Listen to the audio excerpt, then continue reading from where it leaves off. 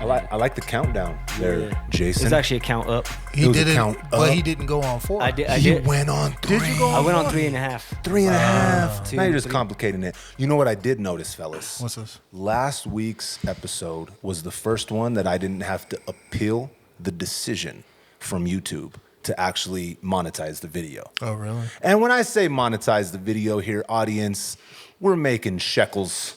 I'm talking about like quarters of a penny, but eventually this is going to be important. Yeah. So the method and the thought process that we had may have been correct. Yeah. We can't be wilding out and dropping the non-sayables within the first 5 minutes. Okay. All right. So The clock's ticking on you, bro. listen, I know it's not y'all. What is that when you're trying to break up and be nice? I'm the problem. Yeah. It's not you, it's me. It's not you, it's me. I got to work on myself, you know what I mean? Yeah. Some self-reflecting here. Yeah. But this is the very first one in 80 episodes. I almost dropped the ball right there. Did it that fast. I almost did it, bro.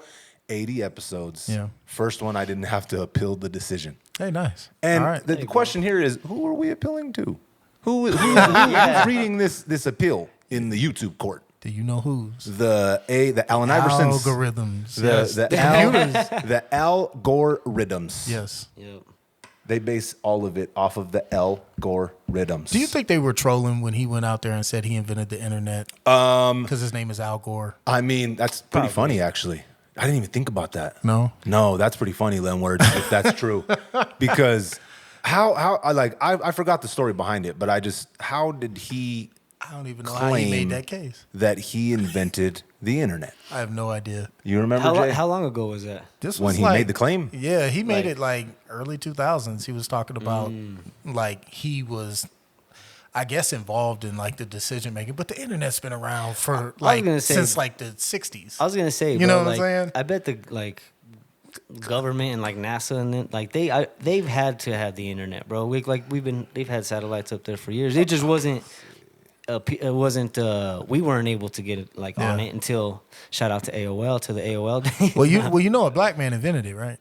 I did not. Okay, look, not to cut you off. And his name was not Al or Gore. On Snopes.com, I don't know how valid this website is here, but it asks, did Al Gore say I invented the internet?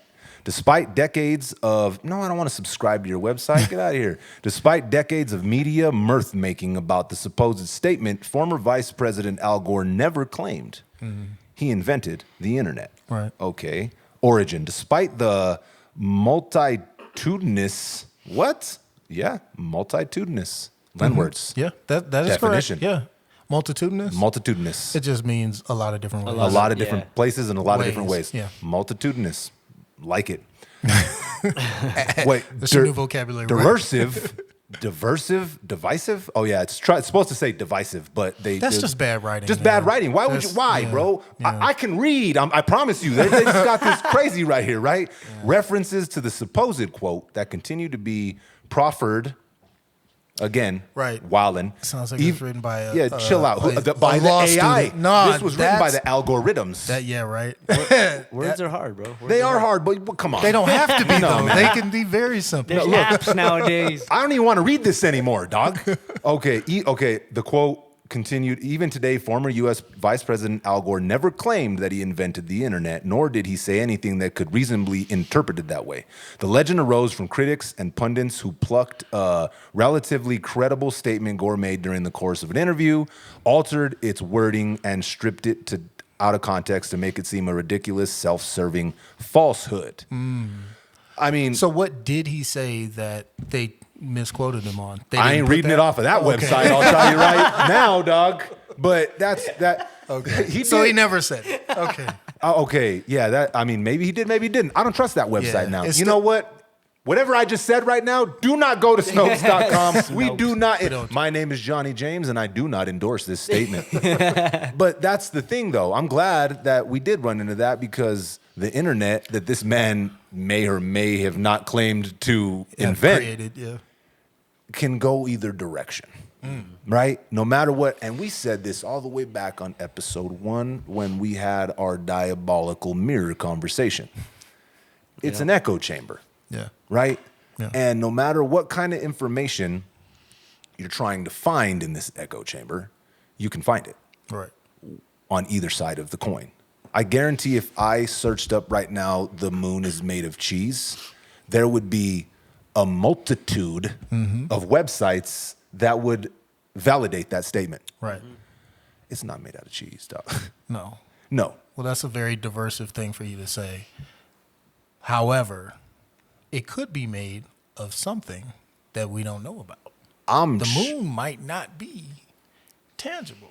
We don't know. It could be a reflection of yourself. I've never been 3D to the moon. projected, bro. I've never been to the moon. So this is for all you people who think I believe in a flat earth. No. My point is you have to be able to discern information and you have to be strict about it. So I can say, yes, the moon is right there. The earth is round. But all these things are things that I've been told. I've never been outside of the space of the earth. I've never been on the moon. So all I'm telling you is what I've heard or what I've been taught. I don't know for sure. Because you've never stepped foot on the moon. There's a difference between knowing for sure and saying, this is what I learned in school. Well, and I mean, makes a difference. Our minds can play tricks on us as well, dog. Exactly. Listen, I've taken enough natural medicines to tell me There you go. sometimes they say believe your eyes. Sometimes you can't believe your eyes. Well, yeah. Sometimes them things be lying. Yeah. Yeah. Do you know how hard it is for me not to add fucks and shits into what I'm saying right now, bro? Have we Those are passed my. the height? Oh, we did. I looked. We're 6 minutes. That's why. I looked over. Okay. They're exclamation points, bro. They add color to the conversation, bruh. You felt a little stilted. I in did. that last comment. He was having trouble reading. Yeah, I can't throw a fuck in here. Damn. I need to throw a fuck in Fucking between Al somewhere. Gore. Yeah, fucking Didn't Al fucking say Gore this. has got a multitudinous of crazy business. So there we go. We can test it again. We went 5 minutes. Okay, Let's see. we'll test it Let's there. see if there is no Jay. So don't start talking craziness, bro, because I know it's Jay that starts these crazy conversations. I'm trying to catch myself. I've been saying, bro, we were about to have an intervention the other day. It's like, Jay, you need to chill out on the crazy conversations, man. We're trying to make money off this podcast, Jason. Crazy sales, So bro. instead of doing the intervention, I just said, you know what? Fuck it. Let's do it on the podcast. Shit. We were going to do it privately, but for what? Is that why everybody's here? That's why everybody's here, bro. That's why Al Gore's in the back. Except my brother. Yeah, because he didn't want to hear it. He didn't want to help. Yeah, he he's didn't like- want to. He's like, y'all wasting your time. He ain't he ain't trying to hear that shit. Don't save me. Chad in the group You chat don't this morning wanna be said, saved. if he dies, he Damn, dies. bro. If See he you next dies, week. He dies. I'll be there next week, though.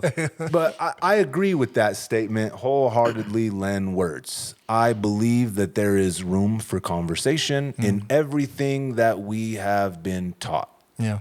in this life of ours. It should be. Because we have been taught this. A lot of things we have never stepped foot in front of or actually seen for ourselves. We've just been told this. You got to be able to have that conversation. Yeah. Yeah. And if you're standing on truth, you shouldn't be afraid of having somebody unpack it. Exactly. I get the idea of giving people advice or giving people perspective to like, hey, I want you to avoid these problems. I don't want you to go through hard times and stuff like that. That's one thing. But when I'm telling you that the sky is blue or the earth is round or, whatever I'm telling you Or is a cube. factual. I'm a cubed earther. Or a cube or what. Yeah. A cube. I'm a cubed earther, dog. I've recently heard some interesting theories that the entire perspective of our understanding of the dimensionality of the universe is an actual cube because it goes infinitely into a plane in every direction we look. Tesseract. It's always a plane. Yeah. Well, I don't know. I love it. I love this conversation because it literally makes your brain start to shut down once you start reaching levels of dimensional conversation that we can't comprehend. Right.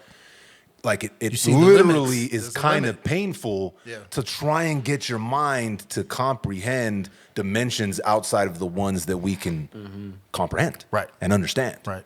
And the further you go, it's like, wait, what? No, I don't compute, shut down, reboot. You know what I mean? Yeah. Because we can only understand from our limited dimensional perspective. Right. You know what's pretty cool is that what's that one with the movie with McConaughey? Oh yeah, Interstellar. Amazing. Oh yeah. He's in that dimension where he's like in the book room where he can behind the and when he realizes it, and then he's able to kind of like make that connection. Yeah. Do you guys think that's really to some extent? I think to some, I think absolutely. Yeah, to some extent, 100%. I like how he's like, they had to make this for us to understand it in our limited perspective. Right. Mm-hmm. This is still constructed by who we don't know. He's like, is it us? Is it them? What do we call it? Yeah. Right. But you get to a point where you just can't understand it because we don't have the computing power to get it. Right. You break down. Right. Outside of, you start saying 4 and 5 and then 6, and then it's kind of like, nah, I can't see it. I can't comprehend it. Yeah. And what is around us all the time, like I said, like we've had this conversation before. We've had it multiple times. We are limited to our small senses that we have. Yeah. As human beings. Mm-hmm. Dolphins have sonar, dog. Just even thinking about that is crazy business. Yeah. Imagine if that was one of our senses. With sonar. How would we see the world? How would we perceive it? How do dolphins perceive it? Because of their senses that they have and we don't. Do you think Stevie Wonder has a form of that? I mean, you would. Do you think it like opens up that like part of your consciousness? Because he can't see, but like his ears, like he can move around it, and maybe he ain't blind. I don't know. Yeah. But he can move around in spaces that are unfamiliar because he's using his ears and his intuition. So maybe your mind just opens up. It's like, okay, we can't use the visual plane. We're going to open up the auditory plane so you can hear better. One thing I know for sure is that our, physical existence, our brain, super powerful. We just still don't understand it. Mm-hmm. The fact that we can heal ourselves is insane. Yeah. The fact that when one thing kind of like shuts down, everything else goes on overdrive to protect itself. It's got these built-in mechanisms of protection, bro, that are like, again, I've been having this, maybe my mind's here because I've kind of been having this creator conversation for the past like 3 days. So before we go all the way here like I want to right now, we should intro the pod. Oh, shit. I forgot. You are now tuned in to Respect the Connect. I'm your host, Johnny James, and I'm here again with some of my nearest and dearest. Jay, Old Man Trav is in the building. What's poppin', Old Man Travis? Bro, I'm chilling, dog. Chilling? Enjoying Sunday, bro. Enjoying Sunday. Enjoying this combo, bro. I forgot we even had an intro to the pod. We thought we were podding. Yeah, we just here just talking shit, dog. Old Man Trav pulled up reading the newspaper and having some black coffee, you know what I'm saying? Showing his age. Yeah. Len Words, what is poppin', Len Words? Was poppin'. The balloons are popping on those dating shows. Have you seen them? Okay. On the dating shows? You haven't seen the balloon pop shows? What? Dom, have you seen the balloon pop shows? Yeah, have you? Yeah, come on, Jay. No. You haven't seen them? It's a dating show? Yeah. It's a whole new format of dating show now. Yeah. Because even people locally are remaking it. But there's some people on the internet who you'll have a host and then you'll have someone who's looking like a love connection where you'll have like one person with multiple options or whatever the game shows are. Anyway, you got a whole row of people with balloons. And as soon as a person walks out, they start asking them questions and having conversations, and you pop the balloon at any time, and they ask you, why'd you pop your balloon? Because that means you're no longer interested in dating this person. I'm out. I'm a dick. Yeah. Damn. So they have some episodes where somebody will walk out, and it's just pop, pop, pop, pop, pop, pop, pop, pop, and everybody just start firing nothing off. To do with this. It's great. It's great. And some people get on there who are like, IG influencers or different, like they have a social profile, so they're kind of getting clout off of it, but they will be dragging each other, dog. Like they just start like clowning. If you've ever been like at the barbecue with your cousins and just clowning on each other, it's roasted. Like that. Roasting people, man. It's pretty funny, dude. So it's popping like them balloons be popping on episode 80. Jay makes some goddamn noise. Yes. Ooh, I hit the other one too, dog. It's all good, bro. It's not like we haven't been doing this for 80 episodes. Hey, it's not like you ain't been touching them buttons for 80 episodes. You just fix that shit in post. So Johnny fucked up, but it's all good. It's all good. We fix that shit in post. Creation has been on my mind, and it's been a conversation for like the past, my whole life, but this past week it's kind of been, I don't know, a recurring theme that's been popping up.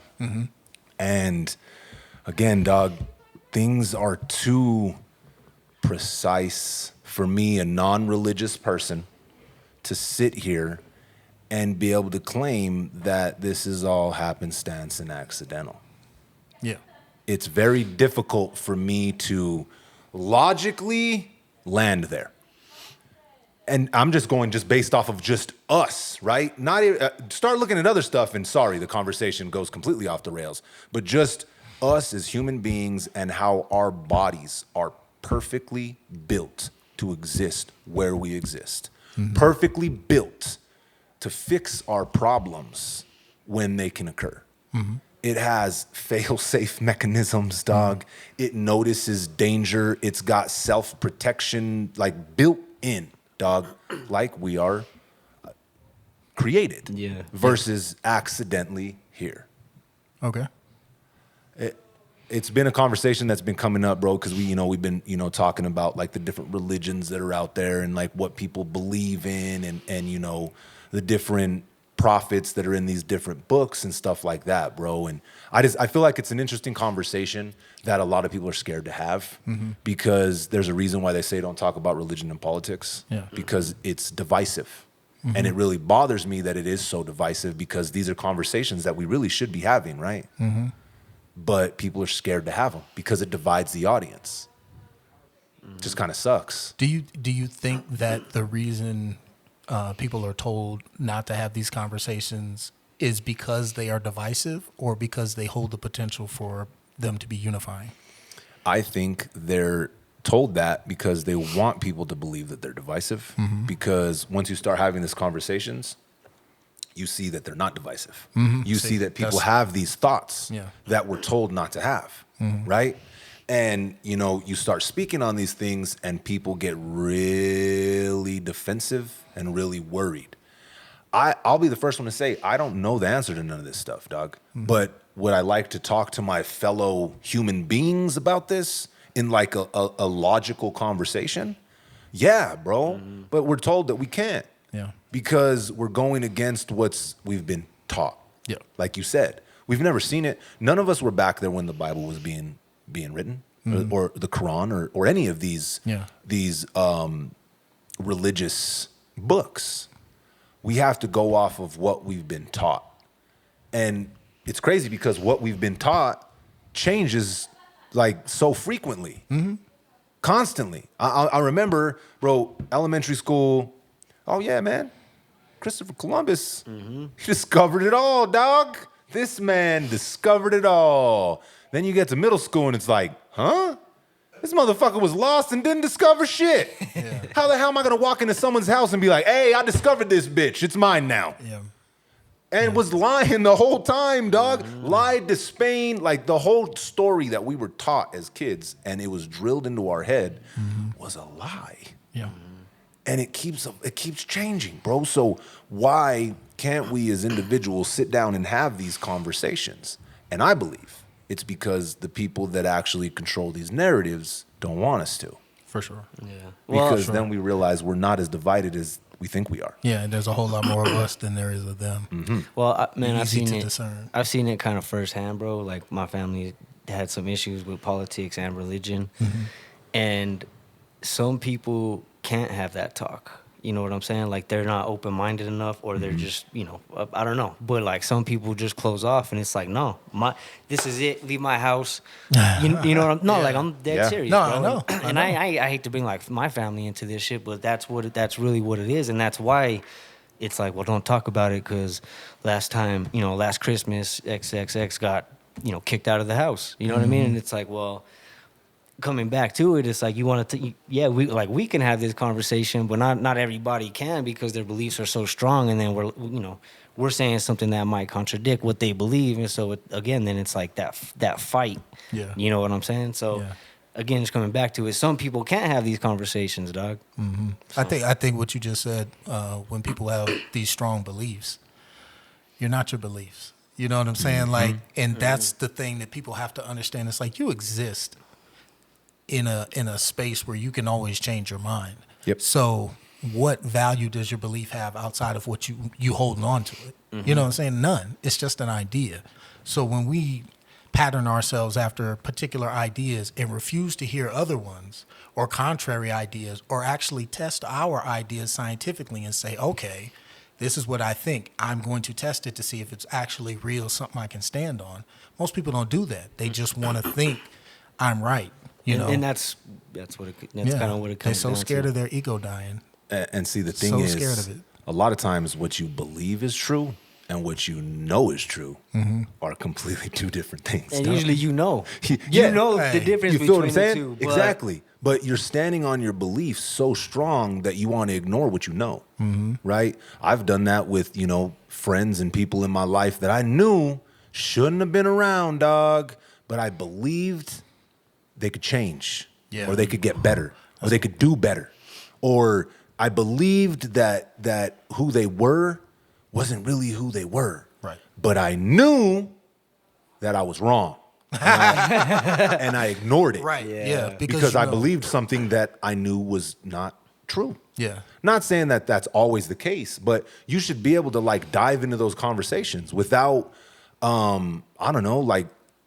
lashing out at somebody. Mm-hmm. Your mind should constantly be moldable, dog. It should be like fucking like Play-Doh. It should be like putty. Yeah. Well, it is, but a lot of people don't wield control over that. They cede control over that. So they give it to someone else, and their mind is easily manipulated. And molded how they want it to be. Correct. So they're, watching the TV or, whatever is influencing them, and that's what they're taking in, and their mind is changing, but they're being taught to hate a particular person or a particular set of ideas, and just hate anyone and cut them off and think you're better than them. And there's so much of it, and we see a lot of it now because of the political space we're in, where people are about to elect another president, and it gets real divisive. It gets real nasty, and people just are like, fuck it. We're not like the new campaign slogan that they got with the Democrats. They saying, we're not going back. Mm-hmm. We're not going back. Mm-hmm. We're not going back. They're also not telling you we are going forward. Do you understand the difference linguistically of what they're saying to you in your head? They're not saying we're going forward.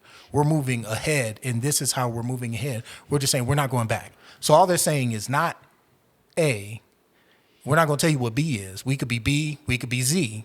Or anything in between. Yep. We're just telling you don't do A. They should just say, we treading water, bitches. Yeah, thank you. We staying right here, we trying to keep this boat afloat. We right here, son. We ain't moving forward, backwards, side to side. We treading water, trying not to drown, bitch. We'll kick a motherfucker out the boat when we need to, but that's it. People will, when I say stuff like this, people look at me like I'm batshit crazy, that I have conservative values, and I have liberal values. Right. Why can't I have both? Yeah. I have things that I completely disagree with the conservatives, and I have things that I completely disagree with the liberals. Mm-hmm. Why does it have to be one or the other? Why can't multiple things be true at one time? They don't want to hear it, dog. I'm telling you, but okay. Let me kind of go back a little bit. It seems like the tides on that are kind of shifting, though. I think so. 4 years ago, definitely nobody wanted to hear it, dog. Mm-hmm. Definitely. Yeah. Hell no. It was split down the middle. You know what I'm saying? Blood or cuz. Mm-hmm. You know what I mean? And if you ain't in this gang, bitch, get the fuck out. Yeah. Mm-hmm. Now, though, this conversation is getting easier to have, bro. Yeah. Because people are seeing it. People are like, well, yeah, I do agree with that, but I agree with this too. Yeah. I don't agree with that, and I definitely don't agree with that. Right. But that's where the people that are in power of this ship, right? want to steer us away from that because they know that one day we're going to be like, damn, well, what the fuck were we even arguing about? Mm-hmm. What was the point of all of this division? Yeah. You should be able to have adult disagreements and come to some sort of conclusion, even if you still disagree at the conclusion, right? Isn't that what we're supposed to do as we grow up, dog? Yeah. Not just be a child and throw a temper tantrum when someone disagrees with you. Yeah. They don't want that, though. No. I mean, we gotta enter these conversations with the purpose clearly in mind also, though. Like, the purpose can't be to prove that I'm right and you're wrong. Yep. I can't start a conversation with it in mind, like, I'm gonna prove Jay wrong. Oh, yeah. I'm gonna show him. Yep. I got all the ammunition. I can't wait for him to say this because I'll say this, and then it's like, you're not actually having a conversation. No, you're trying to battle. talking. Yeah, exactly. I'm waiting for you to stop. You're leading from a place of malice. Yeah. Yeah. Right? That you're not leading from a place of understanding. It goes back to almost every comedian that we've had on the podcast. When we ask them, is there a place that comedy can't go? Is there a too far? And they all have pretty much the same conclusion. If you're leading from a place of being malicious, then 100% you could go too far. Right. Right? But if that's not what you're leading with, then no. There's no going too far. Yeah. I agree wholeheartedly, because if you're sitting here just being like, we come to the pod and Leonard's like, I can't wait to fucking prove Jay wrong today. I ain't gonna hear a damn word this motherfucker has to say. I'm just gonna come with receipts and prove his ass wrong. There's gonna be no growth. Right. And going back to like what I said is some people can't have that conversation is there won't be any growth. It's just you hit a fucking brick wall and they're just like, no. Yeah. I'm not trying to hear this, that shit. No, this is my belief. This is my thing. And it's just like, no. Yeah. At the end of the day, maybe Johnny grew up a little bit, you know what I'm saying, with that conversation, but, you know, you didn't. Or I didn't. Whatever it may be, you know? Yeah. And see, I think, you know, and those two religion and politics, they're there to be divisive, I think, which really sucks. Where we are now. Yeah. Maybe they didn't start that way, okay? For sure. Where we are now, though, where we find ourselves is they're super divisive, bro, when they should be inclusive. Yeah. That's what the foundational pieces were supposed to be. Right. And they don't want you to talk about it, and it gets really, really murky because we've been taught this for so long, right? When I start talking about stuff, people instantly are like, oh, well, so you don't believe in Jesus? And in the research that I've done, right, there's no way that I can't believe in him because the man actually existed, right? From the research that I've done. Maybe. Yeah, I don't know. Yeah, from the research that I've done, it looks like the man actually existed on this earthly realm, right? Who they told us he is and where it's went, I can't say either or. Right.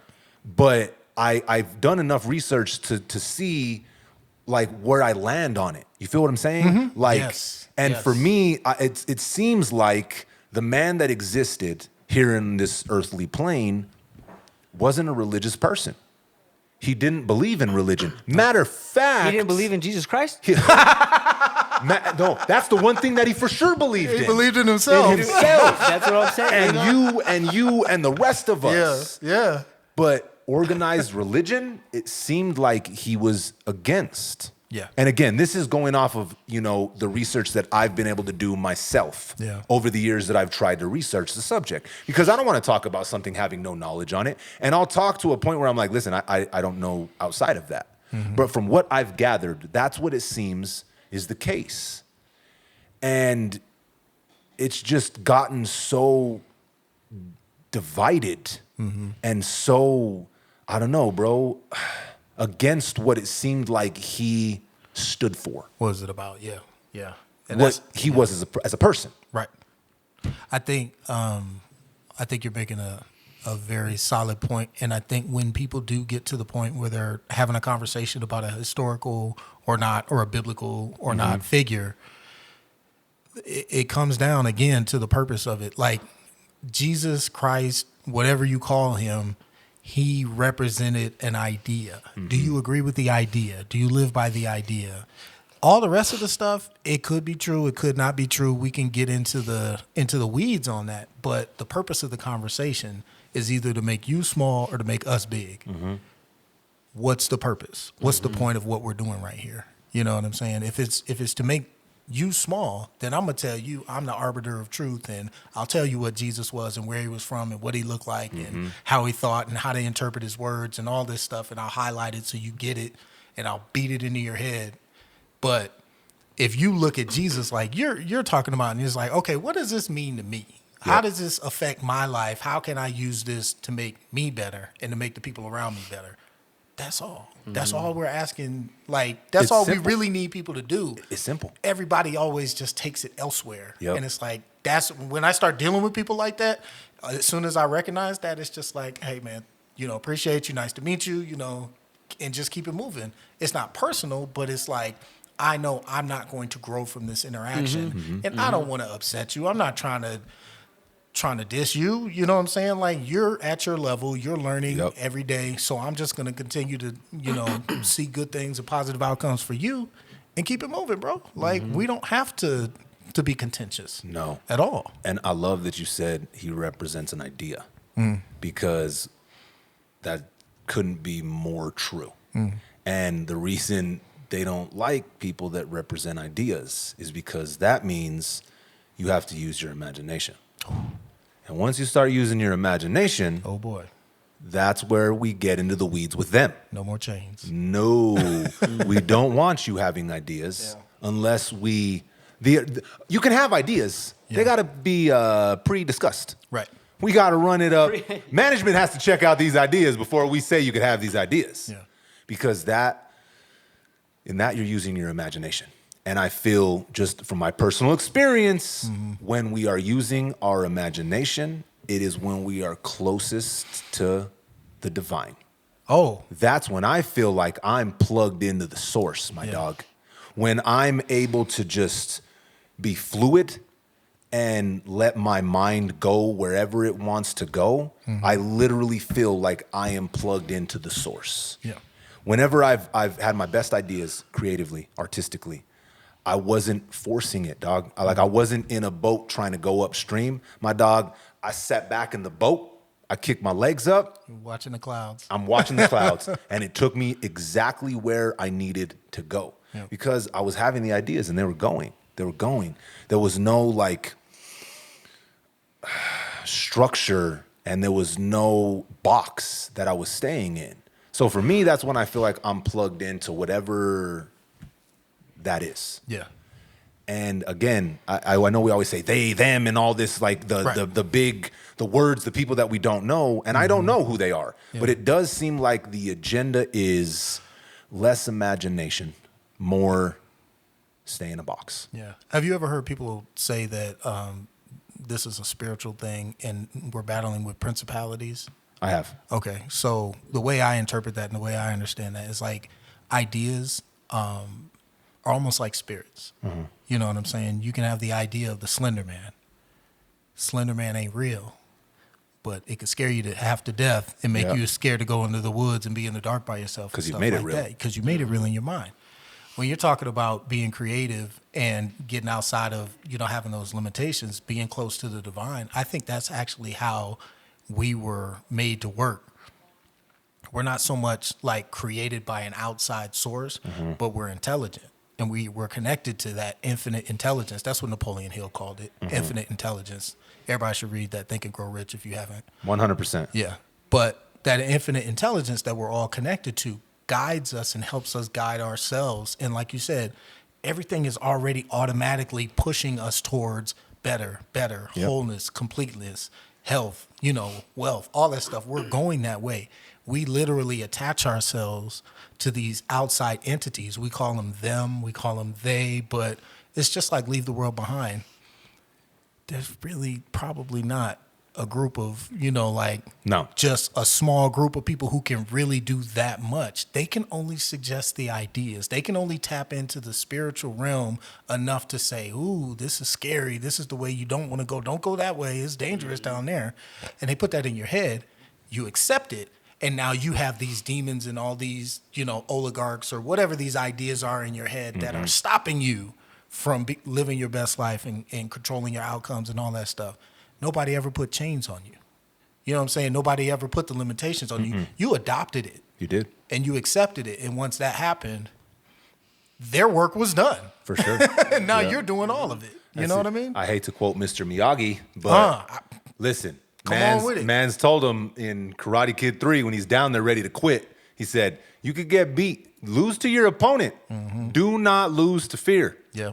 Yeah. And that's a fact. And that's how they get you. That, like you said, there's not, a few, I mean, there might be, suggested ideas. Yeah, for sure. They sure. suggest it, you internalize it, and then you're afraid. You run with the fear as far as you're going to take it, dog. Yep. Which a lot of people, again, since, pre-COVID, post-COVID, there's so many people that are still living in this bubble of fear. Yeah. Because they took it, they internalized it, and now once you go so far that way, dog, it's hard to come back, bro. That's why you can't let the fear take control. Yeah. Because if there's one thing we all have in common, my brother, none of us get out of here alive. So, fear is a good thing in keeping you safe, right? It's a necessary part of our existence here. We got to have fear of things because that's what's made us live as long as we have and survive. But if that's the only thing driving the car, dog, then no, it's not a good thing. Yeah. Same thing like all the other emotions. If you're only letting one emotion drive your car, dog, I mean, fuck, bro, you're fucked. You shouldn't be letting emotion drive your car. Yes, to be honest. I agree there, but let's be real here. Sometimes emotion has both hands on that steering wheel, dog. Sometimes. Sadness, Kill yourself, fear. bitch. You feel what I'm saying? Like sometimes that's what in your mind, that's the battle that you're fighting. So if you're only letting fear drive the car, sorry, dog, you're gonna be going to Albertsons wearing a fucking hazmat suit in 2025. Yeah. Because you're scared of the next variant. Yeah. Yeah. And there's always gonna be something out there to get you, and one day something will, because you're looking for it. The boogeyman is real because you made him real. Yeah. You're looking for him. Here he comes. The boogeyman is real because you made him real. And to get onto more current event notes talking about the boogeyman, well, we know who's been keeping Johnson & Johnson in business for the past 20 some odd years. Damn. Bro, That's crazy. 1,000 bottles of baby lotion? Was it baby oil? Baby oil. Or was it was oil. Or was it lube? No, it was baby oil, which I've heard obviously they all were. three. Yeah. It was baby oil. Okay. 1,000 bottles. That's a little much, dog. I mean, yeah. He hosted a lot of parties, man. Yeah. And that is how the cookie crumbles. This fucking man, bro, is done. It is a wrap for this fucking guy. Yeah, I guess he's on suicide watch. And that. The thing is, bro, I don't know about that one. is okay. Let's look at it this way. Let's get all of the reality out first. He's facing RICO charges, correct? He's facing human trafficking, right?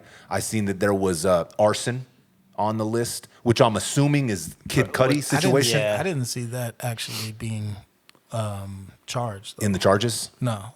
Okay. The charges are just RICO, just transportation of prostitution, and then just. But see, with a RICO case, they use these other, like they're RICO predicates, right? So they use these to fold into the RICO, right? So say, oh, you got caught with a gun. Oh, you were talking conspiracy on the phone. Oh, you had a jaywalking charge. Oh, you had aggravated assault. Right. Bam. So then it's a RICO. Damn. So I think in the RICO case, there is arson, which I'm assuming is the Kid Cudi situation. Okay. I'd have to see. I didn't see the document that I saw did not identify that. It actually referred to interviews on podcasts and other, like it literally explicitly said that they were just pointing towards these people who were not under oath, were not under the penalty of perjury. They were just on a podcast, which that's what we're doing. That's the thing. So I don't believe personally that if we say something here on the podcast, that it should be qualified as evidence in court or to charge someone with a crime at any point, because we're not swearing under oath. We're not actually under the, like. And this is entertainment, dog. Yeah, and how could he ever hold these people accountable when anyone can say, like, imagine that lifestyle where you're coming and going, You're meeting people. People know you, but you don't necessarily know them. Not absolving this guy, because we talked about this before the cameras came on. I'm not saying the guy's innocent. All I'm saying is we can't fuck up our judicial system just because we want to get rid of somebody. Mm-hmm. You know what I'm saying? Because morally, we don't like what this person was doing behind closed doors. Because up to this point, people were not stopping him. So the human trafficking, from my understanding, is he was, I don't know, flying prostitutes out and around and moving them around the country? Male and female, yeah. Right? So that's the human trafficking situation. He was hiring sex performers, basically.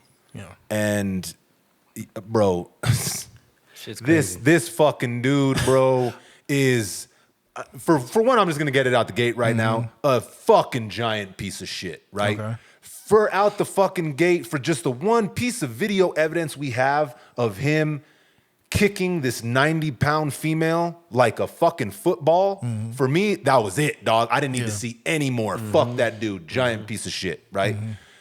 Now, everything else, and now they're saying they have these terabytes of information and all this stuff. Like, again, there's no absolving this man. This man is probably headed exactly where the motherfucker's going, right? For me, what I find interesting is people have been talking about this for years. I'm talking probably 30-some years. Yeah. Right? And now he's gone. That's my question. Feel what I'm saying? That's well, the thing is, it's because he was on the boat with all the homies. Yeah. And it's like, cool, you can do what you want. He felt like he could operate with impunity. Right? And he was able to for many decades, bro. Decades, dog. And now they kicked him out the boat and fed him to the sharks, and it's a wrap, right? As it probably should be. You feel what I'm saying? Because the motherfucker's a piece of shit, right? And there's, again, the only one piece of evidence I needed to show me who that dude was the field goal kick of the 90-pound woman, bruh, right? Him running out there in his fucking, looking like a scene from Get Him to the Greek, out there in his towel, bruh. But again, then let's go. So that video, right? So they say there's terabytes of video evidence of everything that's been going down. They took his passport, his family, his children's passports, his mom's passports. Like, they're here, right? This is gonna be. We're gonna see. It's gonna be a trial that's gonna be on TV if it makes it to that point. Because, like you said, I mean, they got him on suicide watch because we seen what happened last time. What Epstein lasted, what, a day? Yeah. Not even 24 hours. So this dude's so high up and he's attached to so many different people, it wouldn't shock me if we don't get to the finish line here in the judicial system. Okay, so this is my problem with this. We're all talking about this like it is a potential foregone conclusion. I don't think that's a good thing at all. I don't think that we should just be able to say in this country that we claim to be ours that, hey, this guy's guilty. We know what happens when they go to jail. Somebody's going to yank him up and it's going to be game time. And we just kind of accept it as like, yeah, the world's fucked and this thing is fucked up and it's probably going to happen to him. And there's nothing we can do about it. Yeah, because if you just jump ahead to the world without P. Diddy and you find out, hey, same thing that happened to that guy happened to this guy, you know there's a correlation because you were able to predict it. So you know there's somebody who benefited from this happening and it happened. But you also don't know who it is or how it happened. Nobody was held to account last time. Nobody would be held to account in the future. Do you really want to live in a world or a country or any place where people just do shit with impunity, lie to your fucking face, twist the narrative, and then just tell you to shrug your shoulders and keep it moving? Like, I don't like that. I don't accept that. I don't accept that at all. So people can say what they want about, the moral failings of Sean Combs. No disagreement there. I'm not going to say, like, I wouldn't have been at them parties. That ain't how I live my life. However, if there was him on the boat, there were other people on the boat. Yeah. Are we going to sink the boat, or are we just going to allow people to continue to kick people off the boat? I mean, more than likely, where we are right now, for the most part of it, we're just gonna let that boat keep on keep going. On floating. And everybody that gets thrown off of it, we're just gonna laugh and dance with them again. Because, like I said, and I agree with you, I ain't throwing this motherfucker no kind of lifeline. he needs to see you later, my guy. Yeah. But I agree in that sense, because why was he allowed to operate this way for so many years? Right. When it was right in front of our faces. And now you kind of double back, and now everything's trending and all the memes are coming out and all these old interviews and videos are coming out. Yeah. And me and Dom on the way over here, because he had never seen the Dave Chappelle skit, right? Oh, and really? he thought it was just a skit, but he didn't realize that it was coming from making the band. Yeah, right? yeah. I started thinking about that's making the right, band, yeah, bro. yeah. Holy shit, my dude.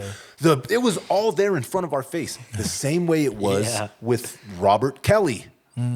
It was right there in front of our face the whole time. Yeah. Everybody was talking about it. It was a joke. Like, oh, yeah, he pees on people and he likes, like... little girls. It was all there. He's trolling. But it was allowed to go on for years. Yep. Before they actually did something about it, I remember that. Yep. Why? Yeah. Why? I mean... That's the question. When he does that's the question. Thing with his fingers, it means money. That's the question everybody should be asking themselves. And you can ask yourself that question and still wholeheartedly be against what those two fuckers were doing and stood for. For sure. I think people are scared to feel like two things can be true at the same time, right? Yeah. And again, this goes back to conversations that they don't want us to have, that we should be having. Because I do agree with you, Len, words that we shouldn't, instantly just agree with everything we're being shown. Because if you just do that, then that means you're not going to do any kind of research yourself. Yeah. And I feel like most people probably didn't even read none of the court documents, right? For sure. They don't know the ins and outs. They've just instantly picked a side, right, without doing any kind of stuff like that. Yeah. And that's probably what they want, right? Well, and I think the reason why is because when you get something that like salacious, that scintillating, that you just like, ooh, baby oil. You know what I'm saying? Oh my goodness, the cheeks was shining. Like your mind just goes other places. And it would be too easy to get people, like you said, to just pick a side. And now anybody else's crimes, anybody else's wrongdoing, anybody else's malfeasance could be just swept under the rug of P. Diddy did it. It was a part of his organization. That's why I said, like, that whole calling one man a RICO charge, one man as a RICO charge is wild to me. Like, you're condemning one person, literally one man, but you're calling it a racketeering charge because you're attacking his entire estate. That's bullshit, dude, because if it happened to anyone else here or anyone else we knew, that's wild. To say every conversation you ever made while you had a business that you made money from is now proceeds from a criminal conspiracy. I don't buy that. I think don't buy that. Because there's too many people attached, dog. That's what I'm saying. You got decades and decades and decades of all these inner workings, right? That now they're saying they have video footage of this stuff happening, right? So, like we said before, when this all started coming to the surface, a lot of people started getting real quiet. Yeah. Real disappear completely quiet. out of it. Yeah. I don't want nothing, because they're probably waiting for that second shoe to drop. Yeah. What, and they don't want it to be in what there. are we gonna see? Yeah. Like, what is gonna come to the surface from this? Because listen, again, man's was a 69 God out here wilding the fuck out, right? Wilding the fuck out. And again, we had heard about this for years, bro. We didn't hear the intricacies, but everybody was like, fucking Diddy parties. Oh my God, bro. We knew since it was, can't stop, won't stop, bro. Right. You know what I'm saying? Yeah. Like, we knew. We seen this motherfucker dancing around and we heard about it. It gives take that a different meeting. Oh, 100%, dog. Yeah. Bro, I actually seen, I don't know how true this is, but I seen a post that 50 actually sold to Netflix a Diddy. He's been working on it. I seen that too. Biography for $500,000, bro. Really? He just sold that shit to Netflix. We'll see how that goes. I did also see 50 say, look at the people that have stood next to this man. None of them have won. They all got fucked up, bro. Yeah. Biggie, gone. Mace, out of here. He had to come back around and fix his situation. Yeah, right? for sure. Mace. The band. A couple rebrands. The band. And they're coming out the woodwork. They're coming out the woodwork now doing You feel what I'm saying? Yeah. They're doing podcast interviews. Aubrey, I don't quote me, but whoever that blonde chick from Danny DeCane was, she's coming out the woodworks talking about craziness too. He touched my booty. Yeah. I need some money. I seen the baby oil, right? But again, this has been years of combos, years of things that we've seen, right? And it was allowed to continue. And that's why I think so many people want to run away from it, because I'm telling you right now, dog, it's going to be a house of cards. Oh, for sure. And you go back and you look at, the accusations. And I even doubled back and started thinking about what Pac was saying and the Source interview with Bad Boy when we were going back and forth with the whole East Coast, West Coast situation. Mm-hmm. Pac was saying, bro, these motherfuckers set me up. Mm-hmm. They set me up to get shot. Mm-hmm. And Big was the rapper. So Big was who he had to put the scope on, bro. Right. Yeah. He was the person in front that you can identify. And if you look at it now, and this is just me, being fucking Dick Tracy up in this motherfucker, right? If you start kind of trying to put the pieces together, I don't know, man. Pac might have been onto something here, my dog. I think you're right, because that last album, that Machiavelli, that's when he went straight at Biggie, but then he broadened it, went after Puff, went after This Jay-Z. The realest song I ever wrote. When he started naming people like Haitian Jack and all this other, like he was really starting to name street people. That's the song that got him killed, brother. I don't think everybody thinks it was Hit 'Em Up. That song on Machiavelli. Yeah. This is the realest song I ever wrote. Yep. Is the one that did it. Because he starts talking about federal informants. He starts talking about all these people that are actually out here doing this. He puts the pieces together, dog. They're there. Bro. He paints the picture and, right? Yeah. So like M says now on his remix to Fuel, right? Which is whatever this has been in internet threads for the past I like forever. the remix better than the original, I think. His verse? Or just the song entirely? The song entirely. Man, you hating on JID. No, his shit's dope. They kept that same little breakdown where from JID's verse where it's all dun dun dun. Yeah. Nah, I mean JID's dope, but I don't know. I fuck with the second one. Yeah, the second one's hard, bro. Yeah. I don't know if I fuck with it more, but it's definitely hard as fuck. But in his verse, he says that the Pac hit was a domino. So Biggie got because it was a domino effect from what happened with Pac, right? So if Diddy allegedly put this hit out on Pac, which would probably be twice, right? Because they missed the first time, right? Yeah. 7 shots couldn't stop me. I took it and smiled. Now I'm back to set the record straight. Come on, dog. Make some fucking noise for Pac. Fuck yeah. Go. Damn. Jay fucked up again. It's only episode 80. It's only episode 80. They missed, right? Right. And they had to. When you miss, you got to turn around and double the block, bro. Yeah. And that's what they did. And what they're saying is Biggie's demise was the domino effect from the hit on Pac, which is, I mean, I can see it. Again, I don't know if any of this is completely facts because I wasn't there. I can't speak to any of that. But if you're looking at it from a bird's eye view, it does look like a domino effect. Well, now that you say that, man, it makes me kind of wonder about when Pac got into that shootout with those Atlanta cops the first time around. The off-duty ones, yeah. Yeah, and it's like, what the fuck was somebody... Like, I get how you can be an off-duty cop, be in the club in the wrong place at the wrong time, let something go to your head, and then get into a shootout. But they knew they were dealing with Tupac Shakur. Yep. Most people are not going to take a shot at a celebrity of any stature. Especially a cop. Yeah, especially a cop, because it's just like, what the fuck are you doing? So if they didn't have a pre-authorization to do that, how did it happen?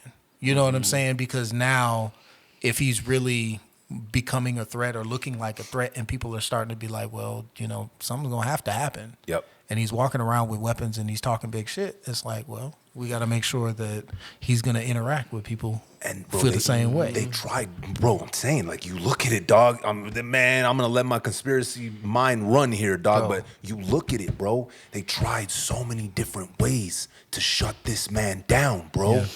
And they got him with the fucking sex charge, bruh. Yeah. That was the beginning of the end right there, bro. And now it's all come out that it was all bullshit, bro. And they were all attached to this dude that was a federal informant, bro.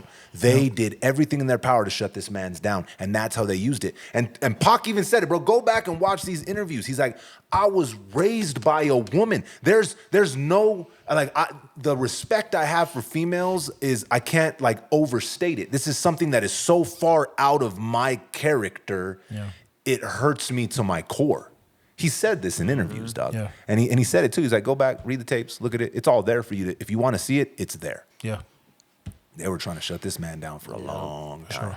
Yeah. And then if you go back and now you start looking at it, you look at the people that have lost, you look at the people that have been shelved and put to the side and didn't get no money, right? Shine was just talking the other day. And it's crazy to hear his accent now. Yeah. You know, he's been out there for like 10 years or whatever, bro. I remember hearing him sound like Biggie now. You know what I'm saying? He's got no, hell no. He sounds like he's from the islands. He got the accent. Oh, for sure, okay. Yeah. So he was talking and he was saying, he straight up was like, this man ruined my life. I was 18. I was defending, I was standing on my people, right? I was defending them. I did what I had to do. And then this man hired a whole squad of people to go against me and make sure I was the one that took the fall. Yeah. And he's like, it ruined my life. Yeah. So careful who you standing next to. You feel what I'm saying, dog? Especially if they got fucking beds on a basketball court and 1,000 bottles of baby oil. Listen. You're gonna slip. Get real slippery. How did he not have a fucking KY endorsement, bro? I don't know, dog, because he hit up Johnson. He hit up Johnson and Johnson. He's like, I'm gonna keep y'all motherfuckers in business. You keep my shit fully stocked. Yeah. And we good. But Shine, again, there's another person. Everybody that stood next to this man has had a go of it, dog. Yeah. And it's an interesting conversation. And that's crazy you say that, bro. There's like nobody that he's none of his artists or anybody is like successful. Like they had hits and shit, but like they're still not around. They're still out here. They were trying to beg him for their percentages, right? Yeah. And he doubled the block and was like, when everything like you could see it when everything. I feel like he knew these cards were about to fall because I'm Brother Love. Oh, he started I want to give surround himself with love. And I just want to be positivity. Yeah. I'm gonna give everybody their money. Yeah, I'm Brother Love, right? It's crazy, dog. Yeah, it's out of hand. It's fucking out of hand, bro. Yeah, it makes sense though. I mean, because again, we were talking before about like how he built this business. He was out front. There were a lot of people handling the actual business for him. I don't believe he was in there reading over every single word of the contract, knowing all the terms, like managing all the money. Like it's not possible. No. Especially if you're freaking off every other day. You know what I'm saying? Like he's probably living his life and he's essentially the marketing for this enterprise. But the enterprise in and of itself was other people. Yeah, I got 6 kookaroos. I'm fine. Yeah, exactly. What'd he say? Like, y'all got no when nobody else on your team is eating, none of your artists and shit. I mean, you can have all that shit. Yeah, but but here's the thing. If nobody else is eating and there is no money for anyone else to get money, how is it that he's the only person at the top? He's not. He's just a face. He's just he's the front facing representative, and he looks like he's the CEO or it's his company, and we've all seen that happen in rap, especially where people are like, I'm the CEO, I'm running this company, and you come to find out that shit's bankrupt and it was bought out by Universal or somebody else, and somebody behind the scenes has been orchestrating the whole time. But he ain't that naive to be like, well, shit, Johnny's asking me for his fucking masters. Right. Nah, I'm not gonna give. You know what I'm saying? Like, right. But there's greed. I mean, when you have that amount of power, obviously none of us have it, but you can see. I got more power than that dude. You know what I'm saying? But it's like when you have that, you have money. You feel like you own the world. You could go. You go against the other motherfuckers on the boat. Well, I think that's why his ego really, like his ego in particular, got the best of him, and it probably became a difficult thing to manage because people come up to you and treat you like you're Puff Daddy. He's Sean Combs. Puff Daddy is a creation, and he created others. P. Diddy, Papa Diddy Pop, whatever the fuck they were Brother Love, like all this stuff.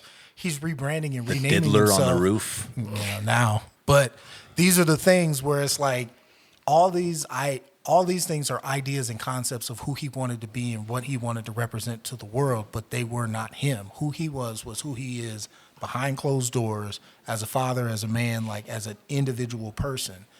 And if you're telling me that all these crimes and all this stuff was orchestrated by this one mastermind criminal person, I do not buy that for 1 second. No. And that's where I'm uncomfortable with all the conversations, because like even the football team that I coach, the kids were on the field talking about, oh, did you guys hear about Diddy? And he had 1,000 bottles of lube. Like, these are 12-year-olds. These are 12-year-olds laughing and giggling about stuff that they never seen coaching. No. They don't know nothing about it. But they're having these conversations because it's become that ubiquitous of a conversation. Mm-hmm. And I'm like, I feel like we're missing the point. And what's most important is that we don't let, when these criminals fall for whatever crimes they've committed, justifiably, we don't throw the baby out with the bathwater. And that baby is our judicial system. Mm-hmm. It's our whole setup that we're banking on for us when we need it to be there. So it's cool to say, Diddy's wild and all this other stuff. I just keep trying to get people, and keep it a lot of times. It's just like, just pump your brakes just a little bit. It's fun. Let's joke. Let's kiki. Great. The algorithm is pumping this shit. Anytime you're talking about Diddy, it's going to go numbers. Last time we did a pod about it. It did bigger numbers than average. Yeah. Just because. But that's what I'm saying is like, anytime we're having these conversations, we need to make sure that we have our foot on the brake and we understand, like, read the signs, because we don't want to go off a cliff just because we're having fun laughing at Diddy getting kicked out the boat. You know what I'm saying? Watching him drown. It becomes a spectacle. It's interesting. It's interesting because that's what I was thinking about the trial, right? Mm-hmm. Which, if it does happen, there is a trial, if it gets to that point, it's going to be a gigantic spectacle. And it made me think, because my mind's fresh on it, because I've been watching the Monsters, the Menendez brothers on Netflix, right? I don't know how you watch that shit, man. Bro, I'm fucked up in the head, right? Bro, I watched The Exorcist at 2 years old here, man, and didn't flinch, my guy. Anything down, that's me, dog. It's funny. Side mission. Landlord's pulled up for a quick little situation at the pad. Boy had a quick little meeting, and I'm sitting there and I'm watching Fear Street, right? And it's just like background noise. And I come into the living room, and Leonard's like, what the fuck are you watching, man? I'm like, oh no, Fear Street. And it was the scene where homie's head gets shredded into a million pieces. Oh, and Leonard's like, the fuck is wrong with you, man? Middle of the day. It was like 9:30 in the morning, dog.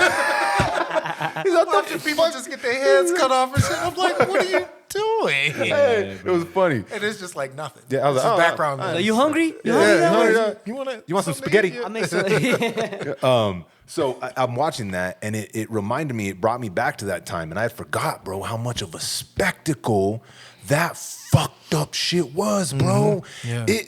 It was right before OJ, right? Which one? The Menendez trial. Yeah. It was Menendez and then OJ right after. Yeah, OJ was the one that broke the bank on that shit. But we had these two huge, like, courtroom reality shows is what they turned it into. Bro. And now the Netflix, whoa, bro, holy fuck. Like, that shit's hard to watch. And I watched some crazy shit. Yeah. The first episode, sheesh, they show exactly how they did it. Oh, yeah. And they don't shy away. They don't pull no punches. They show exact where the bullets went in, all that stuff. But I say that to say this. It turns into a spectacle. Mm-hmm. It turns into reality television, right? And then you start thinking again, go to the conspiracy mind. Well, we're all paying attention to this over here. The spectacle, the circus, the jokes, the memes, which are funny, and rightfully so. The man's is... Yikes, my guy. He lives by a different moral standard than Yikes, most people. My guy. No moral we'll standard. Leave it at that. Zero standards. Mm-hmm. But the thing is you can't forget to look over your shoulder real quick, dog, and read the room here, my guy, because once the spectacles and the circus starts happening and the clowns start juggling, my mind goes to, fuck is going on over here in the rest of the room. Yep. And that's kind of what happened back then too. Mm-hmm. And since then, I don't know, was it Ted Bundy? That was the first one that was on TV like that. You asked the wrong one. I don't know. I know we need to be asking you. That's true. That's what I think. I know. Maybe I'm asking myself. I know they did it. I know they did it in the '80s with Wayne Williams and the Atlanta child murders. Yep. I know he was one of the first people that, and he actually kind of did it willfully at the time. They broadcasted. Yeah, but again, he said the government was involved in his shit too, and that he didn't really kill anybody, and that the government was actually training him and being like, and obviously I don't know for sure. But that was his case. Yeah, but as far as I took the research to write the book that I wrote about it, he still stands on that. He's still alive in prison now and still says he never killed anybody and that they railroaded him. But they hit him with, 28, 30 bodies or something like that. I don't think he killed all those people. He might have killed somebody, just like Puffy might have, raped somebody or took advantage of somebody. But did he do all the crimes that are going to get shoveled under? Because at a certain point, it behooves the government to just say, hey, we got a lot of problems and we got one big bank account we can just slide all the debt into. Here it is. And make him pay. You just made me think about, remember the season in The Wire? When they're closing these cases, yeah. Right? And they think, oh, we got it. This is it. Yeah. And then they find out, and they find all them bodies. In the vacants, and they tell them to stop opening the vacant buildings. And it goes red, right? It goes from, he's like, fuck. Yep. I thought I was able to add the paper at the bottom. Yep. He's like, I thought I was done here. Right. I thought I was going to be able to pin this on this, and it was 1 + 1 is 2. Right? But sometimes they're out here doing fucking Terrence Howard math. Sometimes it don't equal that, bro, whenever you go to that. You know what Shout I'm out to Terrence Howard. Hey, Shout out. Had to throw a quick little stray real quick. I like it. When the universe gives you timing, you got to be on it, right? But that's the case sometimes. You look at it, these places want to lump shit together because it makes the investigation easier. Yeah. It's less of a headache. Let's just lump it all together. Yeah. And not saying that's the case every single time, but in just seeing how human beings are, you can't argue that probably hasn't been the case sometimes. Oh, for sure. You'd figure. Sure. Yeah. Because they wouldn't have a concept of copycat crimes if they didn't. Yeah. That's part of it. Where it's like, you got one crazy motherfucker who's doing the same murders, but there are other people who are doing similar murders. It's like the women who died out here in the West Mesa that they found. Was it one person? Was it two? Was it a group? Like, we don't know. That's how the Atlanta child murders happened in the 80s. People said, oh, it's the KKK. No, it's Wayne Williams. Well, no, it's a whole group of people who are like killing these kids for their own twisted, religious or whatever. There were a lot of theories. Nobody ever proved anything except that Wayne Williams was guilty. This is all I'm concerned about when it comes to every time we get one big name that has to get, pilloried in front of the public and ran in front of the congregation. We got to make sure that we're not just saying, oh, well, they did every crime imaginable, because it's fun to think about all the shit that they've done versus what can you actually prove in court and who was actually harmed. Because some people actually went to those parties and got their nut off and had a good time and took their IV and got back on the plane and went home. It had a great story to tell and was like, man, that party was wild. It was great. But they weren't taken advantage of. And then some people were there and it was a fucking nightmare. Yep. Because in the same reality, the same place, two different experiences were happening. Well, Marlon Wayans said it on the podcast that he had with Shannon Sharp. He even said, he's like, you were at Diddy parties? And he's like, of course I was there. He's like, I didn't see none of that crazy shit. Now, again, do I know for sure that he didn't see it? I mean, he seems like he didn't, but I don't fucking know. Right. I do agree, though, that, okay, we've all been to house parties, right?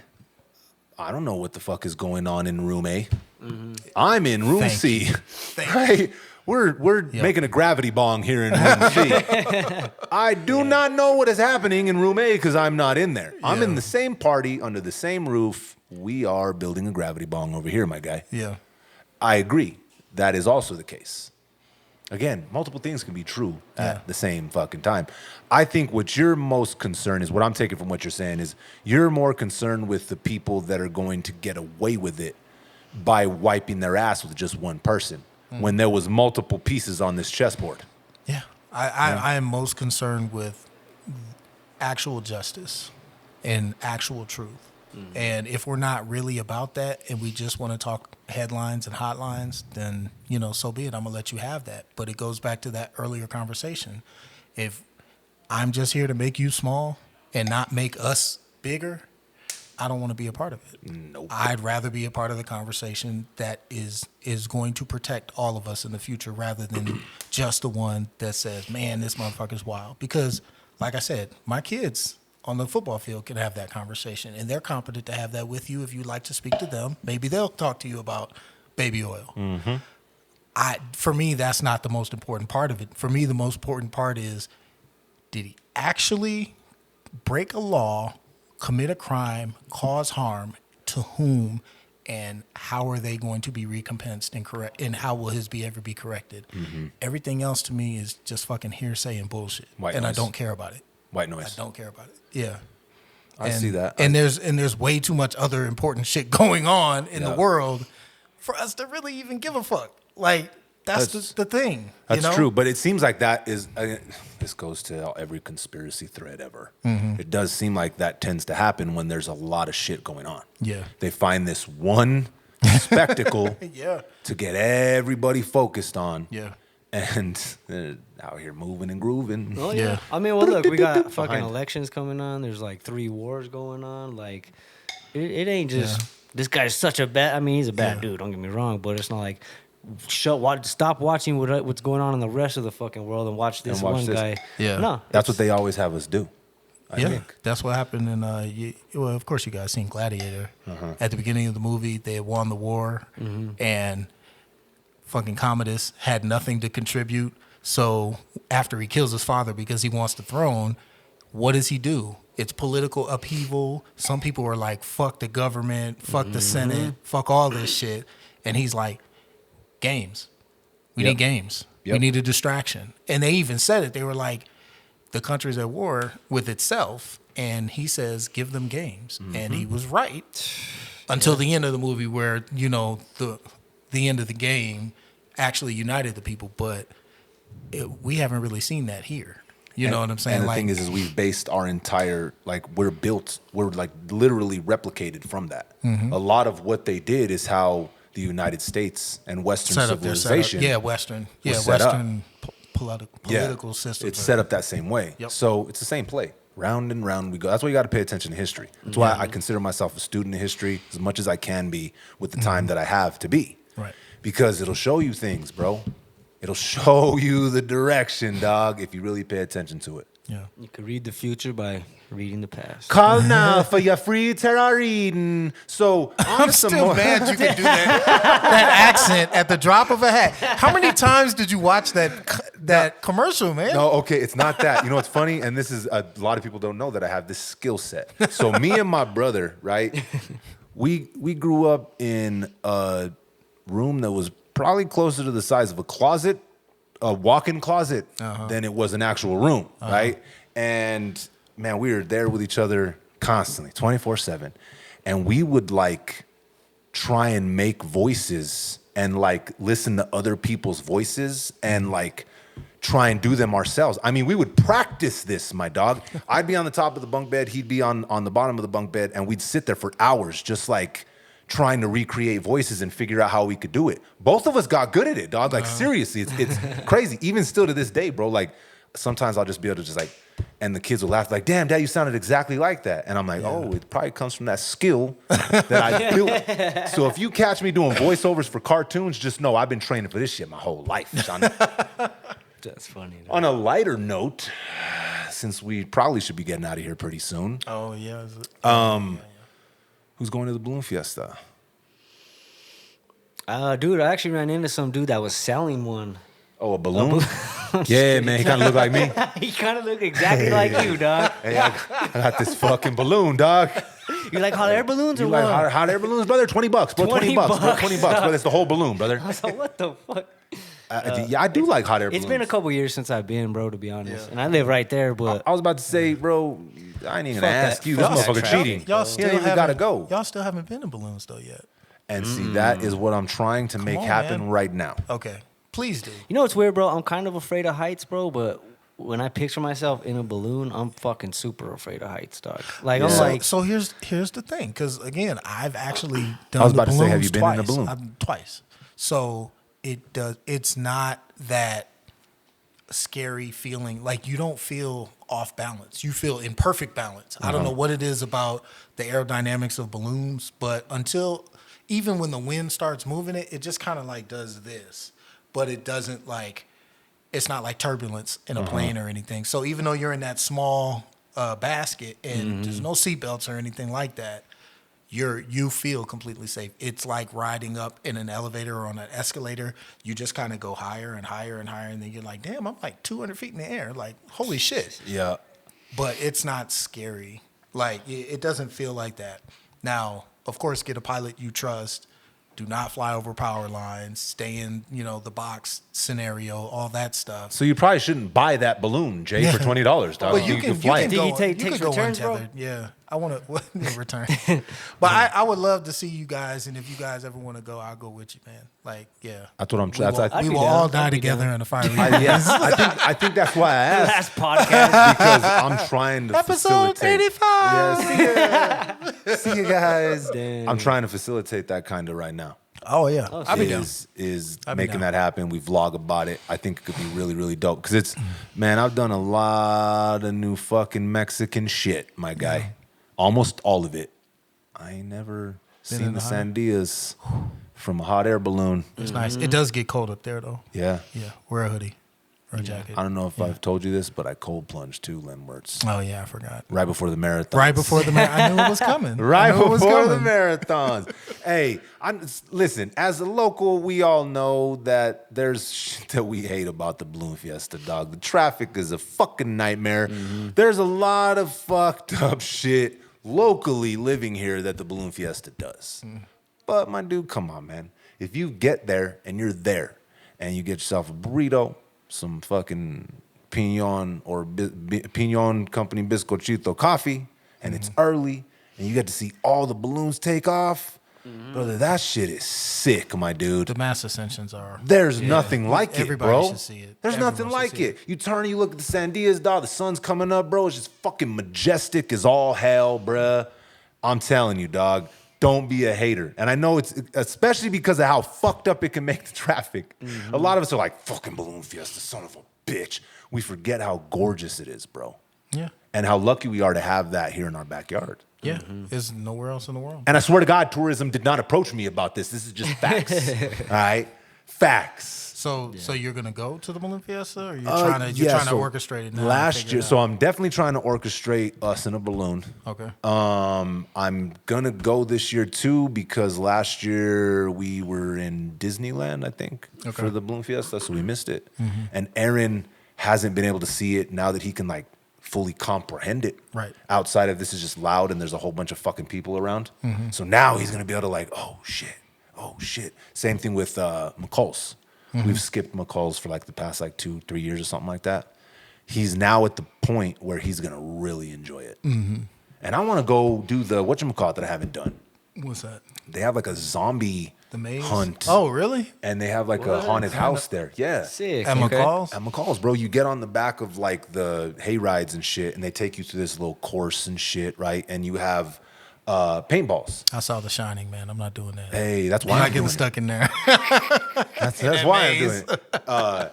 So I want to go. I'm trying to like. It's the second day of fall right now, my brother. I am trying to overload in fall activities, bro. Okay. Got myself a pumpkin spice latte. I was just about to say, Jay, you got the son. pumpkin spice on deck? You know what I'm saying? On some basic bitch vibes. Basic bitch energy. I haven't yet. You don't like pumpkin spice? Oh, he loves I do. it. He does. I just haven't gotten it yet. Yeah. It's, damn, He Jay, waits it's all year. He pulls up Look at his Instagram. To It's his- all orange. to his same Starbucks. Amber. Welcome, I Jason. fuck with Creamer, dog. What do you want me to say? We've come to this conclusion. Jason fucks with Creamer. Yes. Yeah. That's how we're gonna end it. I love it. I love it. We might even name this shit Episode 80. Jason fucks with Creamer. And baby oil. Listen, I want to All right. thank Now you're you're out of just pocket. now you're just starting some shit. Oh yeah. Now On you're just starting next some week's shit, episode, Jay's collection of baby oil. Listen, before we fully get out of here, I just want to take a second, like 80 episodes. Thank you guys for pulling up. Like, seriously, without you guys watching us talk shit, we're just in here talking shit, which we would do anyways. But it's kind of cool to have a community that supports what we do and has been pulling up for 80 fucking episodes. They've been tapping dog. in, bro. Like, I remember, and we were talking about it before we set up, I called Jay. I don't know which one of you fuckers I called first, but we were right in the middle of the fucking damn-demic. Right in the middle of it, dog. Yeah. And I remember Jay's call because we were just talking about it. I was like, hey, Jay, I got an idea. Oh, yeah? Damn, I've heard that before. What the fuck we doing now, my guy? I was like, uh-oh. I think I want to start a podcast. And I was like, I don't want to start it, but my audience is asking for it, and I think it might be a good step forward. He's like, yeah, man, it's a fucking great idea. Like, yeah, dog, I love you it. should do that. You would be great at that, dog. Do it. You should do it. Perfect. I love that idea for you. If you need anything from me, let me know. I do need something from you, Jason. I need you to be on it, my guy. I think you... Maybe a podcast isn't the best thing. I don't like your idea. Have I told you how much I hate your ideas? I thought you said something different, bro. Yeah, like, no. I don't like this idea anymore, bro. But I was like, I want to start a pod, and I don't know how we're going to do this or what we're going to do, but I see me, you, and Leonard sitting down and talking like we always do. Yeah, yep. And he's like, I don't know, man. Let me think about it. And the thing about it is me and Len Words would have, I said it before we turned the cameras on. Man, we'd sit there for hours, my brother. We're talking this way years already. That's why none of this shit feels forced, right? Because this is just what we would always talk about. We just turn the cameras on. Yeah. And we've learned how to structure the conversation and navigate it, right? Not changing what we're saying, but just delivering it a certain way. Exactly. To keep the conversation going. Yeah. And I had me and Len Words had talked about it before, like years before. Like, man, these podcasts are popping up. I mean, how easy would it be to just set up a camera and talk our shit that we usually do? And we sat there like, yeah, that's a good idea. And then years passed, and we just didn't. Left it alone. You just left it alone. And then when everything started happening, now it was happening. I'm like, man, this is a way for us to have long-form conversations that we know are important or funny, dog. Levity. Yeah. You feel what I'm saying? We provide a sort of medicine to people, right? In times of a laugh, a serious conversation.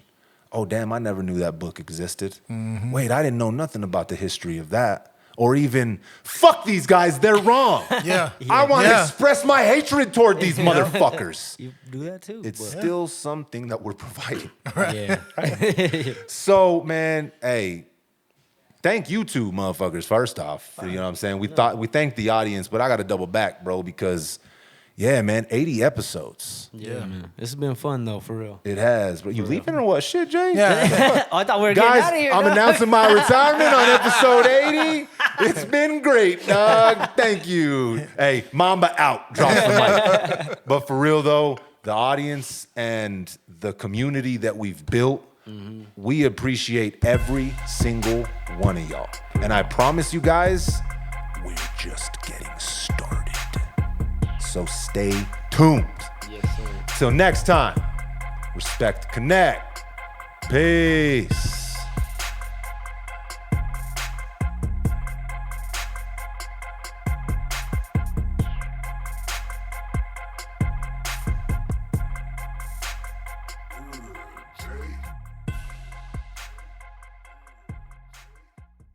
It's picker than neck.